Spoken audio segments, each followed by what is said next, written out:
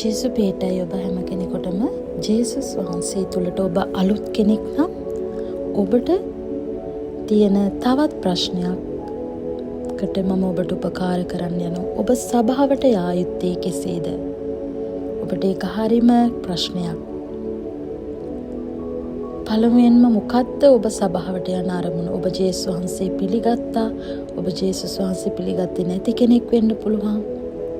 ඔබ සභාවට යන්නේ ඔබගේ එකම එක ගැලවුම් කාර්යයන්ට නමස්කාර කරන්න. ඒ ගැලවුම් කාර්යයන් එකට එකතු වෙලා මුණ ගැහෙන ස්ථානයකට. ඔබ ඒ ස්ථානයෙන් ගැලවුම් කාර්යයන්ගේ නිදහස, සුවය, සතුට, සමාදානය, අලුත් දේව වචනයක් ජීවිතේට බලාපොරොත්තු ඒ හැම දෙම නැවුම් වෙලා එන්න යන ස්ථානයක් තමයි දේව සභාව කියන්නේ. එතකොට ඔබ ඒ කාරණා දැනගෙන ඒ පිපාසයේ යන්න ඕනේ. මම අද ඒ වචනය තුල අලුත් කෙනෙක් වෙන්න යනවා. ගිය සතියට වැඩිය මම අලුත් දෙයක් ලබන්න යනවා. එහෙනම් ඔබ සභාවට යන විට ඔබගේ දේව බයිබලය, කුඩා පොතක්, පෑනක් ඔබ අරගෙන යා යුතුයි.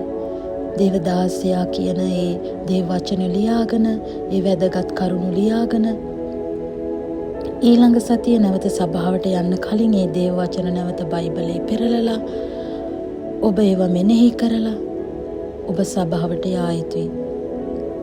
සභාවට යන්න කලින් ඔබ දන ගහලා ස්වාමිනේ අද වචනය තුලින් මට කතා කරන්න.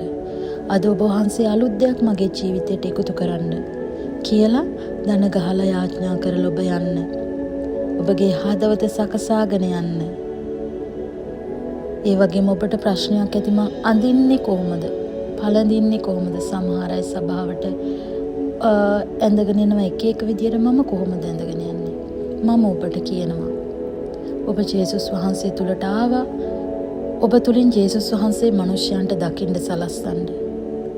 ඔබ කාන්තාවක් නම් තවත් කෙනෙක් පරීක්ෂාවට නොවැටෙන පිණිස ඔබ අලංකාර ලෙස ඇඳගෙන ඔබ අලංකාර ලෙස අඳින්න පළඳින්න. නමුත් තවත් කෙනෙක් පරීක්ෂාවට නොවැටෙන පිණිස ඔබගේ ඇඳුම ඔබ ඇඳගෙන යන්න. එවිට ස්වාමින් වහන්සේ ප්‍රශංසාවට, ස්වාමින් වහන්සේ ගෞරවයට පත් කරන්න පුළුවන්.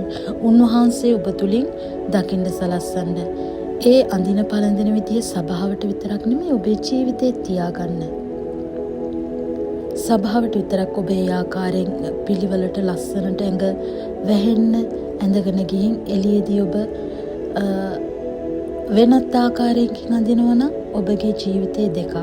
ඔබ සභාවටත් නිවසටත් කොහේ කොතන ගියත් එකම පුද්ගලයා වෙන්න. ජේසුස් වහන්සේගේ නාමයෙන් ඔබට මේ වීඩියෝ එක, ඔබට මේ වචනේ වැදගත් වුණා කියලා මම හිතනවා. ඉතින් නැවත මම ඔබව තව වීඩියෝ එකකින් සම්බන්ධ කරගන්නකම් ඔබට ජේසු පිහිටයි.